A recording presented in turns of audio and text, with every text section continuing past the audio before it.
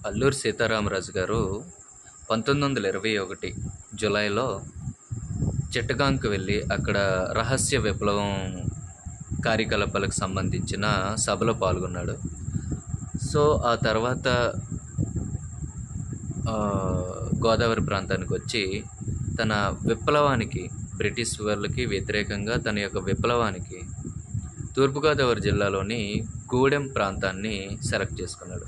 గూడెం ప్రాంతాన్ని ఎందుకు సెలెక్ట్ చేసుకున్నాడంటే, గూడెం ప్రాంతం దగ్గర తహసీల్దార్ అయినటువంటి సెబాస్టియన్ అకృత్యాలకు అక్కడున్న గిరిజన ప్రాంత ప్రజలు చాలా ఇబ్బందులు పడి అసంతృప్తికి లోనయ్యారు. ఈ అసంతృప్తికి లోనైన ప్రజల్ని తన విప్లవం వైపు టర్న్ చేసుకోవడానికి వీలుగా ఉంటుంది కాబట్టి, తూర్పుగోదావరి జిల్లాలోని గూడెం ప్రాంతానికి చెందిన ఆహ్, ఆ ఏరియాని ఈయన సెలెక్ట్ చేసుకోవడం జరిగింది. సో, ఇతని వెనకాతల అక్కడున్న గిరిజన ప్రాంత ప్రజలందరూ